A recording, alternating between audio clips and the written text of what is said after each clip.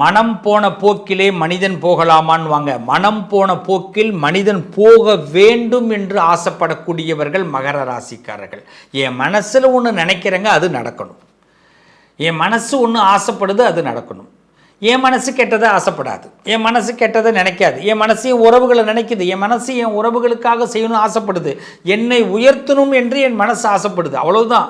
அப்படிப்பட்ட மனசுக்கு நான் ஏங்க துரோகம் பண்ணணும்? அப்படி நினைக்கக்கூடியவர்கள் மகர ராசிக்காரர்கள். அப்படிப்பட்ட மகர ராசிக்கு யாரால் துரோகம், யாரால் பகை, எந்த உறவு அதிர்ஷ்டம் தரும், இதை பற்றி தான் பேச போகிறோம். ஸ்கிப் பண்ணாமல் பாருங்கள். இந்த காலகட்டம் இதை உங்களுக்கு உணர்த்த போகிறது. முதல்ல மகர ராசிக்கு யார் பகை துரோகத்தை கொடுப்பார்கள்னா, யார் உங்களோட நெருங்கிய வேலையோடு தொடர்பு கொண்டிருக்கிறார்களோ, உங்களோட பிஸ்னஸ் பார்ட்னர், ரொம்ப வேலை செய்யக்கூடிய நபர்கள், உங்கள் வீட்டிலே வேலை செய்வாங்க, இல்லைன்னா உங்கள் தெரிஞ்ச இடத்துல வேலை செய்வாங்க, உங்களோட கூட இருப்பாங்க, பிஸ்னஸ் பார்ட்னராக இருப்பாங்க, இவர்கள் உங்களுக்கு அதிகமாக துரோகத்தை ஏற்படுத்துவார்கள். ரொம்ப ஆசை வார்த்தை காட்டி இனிமையாக பேசி உங்களுக்குள்ள போட்டி மனசை உண்டாக்கி உங்களை இன்னொருத்தவங்களுக்கும் உங்களுக்கு எதிரியை உண்டாக்கிடுவாங்க. ப்ளீஸ் கவனமாக இருங்க. அப்போ அதிக துரோகத்தை சந்திக்கக்கூடிய இடத்துல மகர ராசி இருக்கீங்க, இது உண்மை. அதிக துரோகத்தை சந்திக்கக்கூடிய இடத்துல இருக்கீங்க. அது எப்படி? நெருங்கிய நபர்களால், வேலை செய்யக்கூடியவர்கள், பிஸ்னஸ் பார்ட்னர், உங்கள் கூட இருக்கிறவங்க, அதுமாரி இனிமையாக பேசிட்டு உங்கள்கிட்ட போட்டி மனசை உண்டாக்குறவங்களும் அவங்க தான். அதேமாரி உங்கள் ரகசியத்தை கேட்டு தெரிஞ்சுக்கிட்டு அதை பின்னாடி அவங்க பயன்படுத்துவாங்க, அவங்களா ஏதோ பயன்படுத்துகிற மாதிரி. அப்படிப்பட்ட சூட்சமக்காரர்கள்ட்ட கவனமாக இருங்க. அப்படிப்பட்டவங்க உங்களை கெடுக்கிறதுக்கு முயற்சி பண்ணுவாங்க, பேசியே கெடுத்துருவாங்க, டைமை வேஸ்ட் பண்ணிவிடுவாங்க. நீங்கள் ஒரு விஷயத்துக்கு போகணுன்னு ஆசைப்பட்டிருப்பீங்க, இந்த இடத்துல இதை நான் செஞ்சு ஆகணும்னு. இந்த நபர்களால், இந்த மகர ராசிக்காரர்கள் வீணாக அந்த நேரத்தை வீணாக்கிடுவீங்க. ஈகோவை உங்களுக்கு உண்டு பண்ணிவிடுவாங்க. ஈகோ காரணமாக உங்களுக்கு எதிர்ப்பு ஏற்படும், தேவையில்லாமல் எதிர்த்துப்பீங்க. அதே மாதிரி பார்த்திங்கன்னா ஒரு முடிவில்லாத தன்மையை உண்டாக்கிடுவாங்க. எவ்வளோ பிரச்சனை உண்டாக்குறாங்க பாருங்கள். ஒரு எதிரி இல்லை, ரெண்டு எதிரி இல்லை, நிறைய எதிரிகளை சம்பாதிக்கக்கூடியவர்கள் மகர ராசி. முக்கியமாக துளாராசிக்காரர்கள்ட்ட கவனமாக இருங்க, சிம்ம ராசிக்காரர்கள்ட்ட கவனமாக இருங்க, மிதுன ராசிக்காரர்கள்ட்ட கவனமாக இருங்க. இவர்கள் எல்லாம் இது மாதிரி செய்யக்கூடியவர்கள். அதில் இந்த குணம் உள்ள எல்லாருக்கிட்டையும் கவனமாக இருங்க. அவ்வளோதான். மகர ராசிக்காரர்கள் எங்கே நம்பிக்கை அதிகமாக வைக்கிறீங்களோ அங்கே நீங்கள் உங்கள் மனசு உடையும். யார் உங்களை நம்பி ஏமாத்துறது எப்படி தெரியுமா? நம்பிக்கையை உண்டு பண்ணி பக்கத்தில் ஏமாற்றுவாங்க. மனசை நிறைய நேரத்தில் மகரத்தோட மனசை உடைக்கிறதே பல பேருக்கு வேலை. அடிக்கடி மனசு உடஞ்சி உடஞ்சி உடஞ்சி மீண்டும் அந்த மனசை ஒட்ட வைக்கிறதுக்குள்ளே மகரம் படுற பாடு. தெய்வம்னு ஒன்று இல்லைன்னா மகரம்னு ஒன்று இல்லை. இதான் உண்மை. தெய்வம்னு ஒன்று இல்லைன்னா மகரம்னு ஒன்று இல்லை. அப்போ மகர ராசிக்காரர்களுக்கு தேவையில்லாத ஈகோவே கிடையாது, ஆனால் ஈகோ உண்டு பண்ணுவாங்க. கவனமாக இருங்க. பேசிக்கு எடுத்துருவாங்க. ஒரு நிமிஷத்தை கூட வீணாக்காதீங்க. ஒன்று சும்மா தியானம் போய் உட்காந்துங்க, தியானம் பண்ணுங்கள், தப்பு இல்லை. மனுஷங்கிட்ட பேசுகிறத விட தியானம் பண்ணுங்கள். கடவுள்கிட்ட பேசுங்க, கடவுளோட சாமி படத்தை ஒன்று வச்சுக்கிட்டு பேசுங்க. முடிவில்லாத விஷயத்துக்கு ஆர்கியூமெண்ட் பண்ணாதீங்க. ஏன்னா உங்ககிட்ட அது வருதுன்னா அது முடிவு கொடுக்க மாட்டாங்க. அவங்க என்ன நினைக்கிறாங்களோ அந்த முடிவை தான் கொண்டு வந்து திணிப்பாங்க. முக்கியமாக உங்கள் வேலை பார்க்குறவங்க, பக்கத்தில் இருக்கிறவங்க, தொழிலாளிகள், பிஸ்னஸ் பார்ட்னர்கிட்ட கவனமாக இருங்க. ரொம்ப நல்லா பேசுகிறானா அவங்ககிட்ட பேசாதீங்க. அவனுடைய சுயநலத்துக்கு உங்களை பயன்படுத்தி உங்கள் மேலே ஒரு ரீமார்க்கை, ஒரு பிளாக் மார்க்கை ஏற்படுத்திடுவாங்க. அந்த வகையில் மிதுனம், சிம்மம், துளாராசிக்காரர்கள்ட்டையும் கவனமாக இருக்குது. நம்பிக்கை வைக்கிறவங்க பார்த்து நம்பிக்கை வைங்க. எல்லார்ட்டையும் நம்பிக்கை வச்சுட்டு ஏமாறாதீங்க.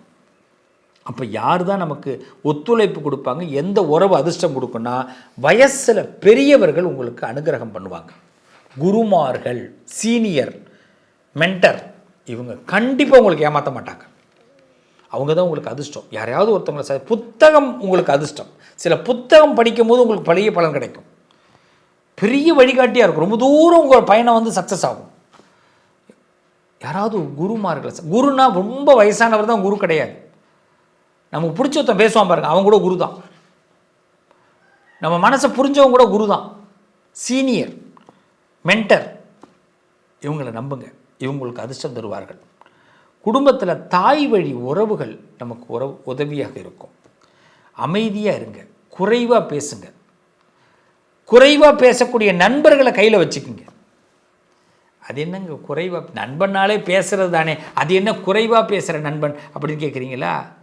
அவன் நமக்கு உண்மையை மட்டும் பேசிக்கிட்டு இருப்பான். பொய்யா பேசுகிறவங்க தான் ரொம்ப நாள் பேசிகிட்டு இருப்பான். உங்களுக்கு ரொம்ப ஒத்துழைப்பு கொடுக்கக்கூடியவர்கள் ரிஷபராசிக்காரர்கள், கன்னிராசிக்காரர்கள், மீனராசிக்காரர்கள். சில ஆதரவுகளை கொடுப்பாங்க, அறிவை திறப்பாங்க, ஆலோசனைகளை கொடுப்பாங்க, கருணையை காட்டுவாங்க. தெய்வ அனுகிரகம் இவர்களால் கிடைக்கும். மகர ராசியை பொறுத்த வரைக்கும் பொதுவாக பார்த்திங்கன்னா, ஏதாவது மெதுவாக ஒன்று வருதுன்னா அது நிலைத்து இருக்க போகுதுன்னு அர்த்தம். அவசரமாக ஒன்று வந்ததுன்னா அது உடனே புட்டுக்கிட்டு போயிடுன்னு அர்த்தம். அதனால் ரிஷபராசிக்காரர்கள், கன்னிராசிக்காரர்கள், மீனராசிக்காரர்கள்ட்ட லகுவாக பழகுங்க. ஏதாவது ஒன்று பொறுமையாக கிடைக்குதுன்னா அதில் சந்தோஷமாக இருங்க. அது கண்டிப்பாக உங்களுக்கு நிலையாக கிடைக்க போகுதுன்னு அர்த்தம். சின்ன பரிகாரம் சொல்லித்தரேன். சனிக்கிழமை மகர ராசிக்காரர்கள் நிச்சயமாக விநாயகரை வழிபாடு செய்யுங்க. பிள்ளையாரை கும்பிடுங்க. நல்லெண்ணெய் விளக்கு போடுங்க. நல்ல எண்ணெயில் விளக்கு போடுங்க பிள்ளையாருக்கு. உங்கள் ஊரில் சிவன் கோயிலுக்கு நல்லெண்ணெய் வாங்கி கொடுங்க. நவகிரகத்தில் எல்லா சாமிக்கு நல்லெண்ணெயில் அபிஷேகம் பண்ண சொல்லுங்கள். ஒன்றும் இல்லை, ஒரு 1/2 லிட்டர் நல்லெண்ணெய் வாங்கி சிவன் கோயிலில் கொடுத்து சிவனுக்கு சாத்திட்டு, அம்பாளுக்கு சாத்திட்டு, நந்திக்கு சாத்திட்டு, நவகிரகத்துக்கு சாத்த சொல்லுங்கன்னு அர்ச்சகர்கிட்ட சொல்லுங்கள். அவ்வளவுதான். இந்த நல்லெண்ணெய் தீபம் போடுங்க நவகிரகத்துக்கு, விநாயகருக்கு. அவ்வளவுதான். இதை மட்டும் சனிக்கிழமை செஞ்சுட்டு வாங்க. உங்களுடைய பகை விலகும், துரோகம் விலகும்.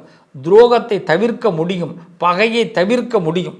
உங்களுக்கு ஒரு பாதுகாப்பாக இருக்கும். நல்லெண்ணெய் அவ்வளோ பாதுகாப்பு. இதை மட்டும் செஞ்சு பாருங்கள்.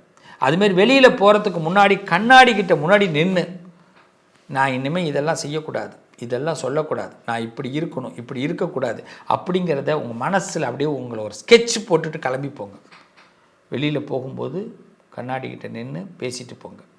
நிச்சயமாக அதிர்ஷ்டம் அதிகரிக்கும். நிச்சயமாக அதிர்ஷ்டம் அதிகரிக்கும். உங்களுடைய ஆளுமை திறன் தான் உங்கள் வாழ்க்கை. மாதத்துக்கு ஒரு தடவை வெள்ளை உளுந்துன்னு சொல்லுவாங்க, கருப்பு உளுந்துன்னு சொல்லுவாங்க, அதை தானம் பண்ணுங்கள். பௌர்ணமி நேரத்தில் வெள்ளை உளுந்து தானம் பண்ணுங்கள். அமாவாசை தினத்தில் கருப்பு உளுந்து தானம் பண்ணுங்கள். உங்களுடைய அதிர்ஷ்டம் அதிகரிக்கும். பாதுகாப்பு, உங்களுக்கு கெட்டதே வராது. எதிரிகளோட தொந்தரவுகள்லேருந்து வெளியில் போயிடுவீங்க. ஒரு 1/4 கிலோ எங்கெங்கே தானம் கொடுக்குறதுன்னு கேட்கலாம். மடப்பள்ளின்னு சொல்லுவாங்க. கோயில்களில் சாப்பாடு சமைக்கிறாங்கல்ல, சமைக்கிற இடத்துங்களில் அன்னதானம் போடுற இடத்துல கூட கொடுக்கலாம். பௌர்ணமி அன்னைக்கு வெள்ளை உளுந்து, அமாவாசை அன்னைக்கு கருப்பு உளுந்து தானம் கொடுங்க.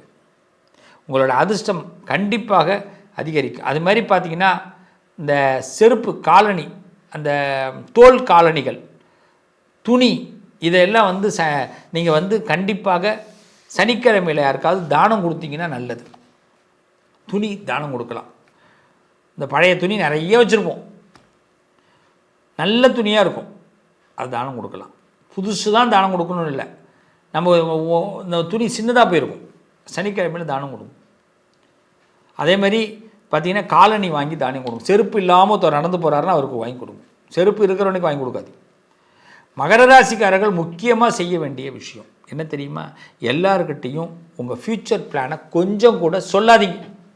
நான் இந்த ஊர் போகிறேன், இதை செய்ய போகிறேன், இப்படி இருக்க போகிறேன் அப்படின்னு. அது மாதிரி நீங்கள் நல்லவர்னு உங்களை நினச்சிக்கிட்டு உங்களுக்கு சில பேருக்கு அதிகாரத்தை கொடுக்காதீங்க. அதாவது பார்த்திங்கன்னா, இவர் ரொம்ப நல்லவர், நீ இதை பண்ணி கொடுத்துருப்பா அப்படின்னு எக்காரணம் கண்டு சொல்லாதீங்க. மகர ராசிக்காரர்கள் செய்யக்கூடாது. இதுதான் முக்கியமான எச்சரிக்கை. நீங்கள் என்ன, இவர் ரொம்ப நல்லவர் அப்படின்னு. அதே மாதிரி பார்த்திங்கன்னா, உங்களுக்கு சில நேரங்களில் அமைதி உங்கள் பலவீனத்தை ஏற்படுத்தும். ஆனால் அதே நேரத்தில் அமைதி உங்களுக்கு யோகத்தை கொடுக்கும். அப்படின்னா என்ன? நீங்கள் அமைதியாக இருக்கீங்கன்னா நல்லது.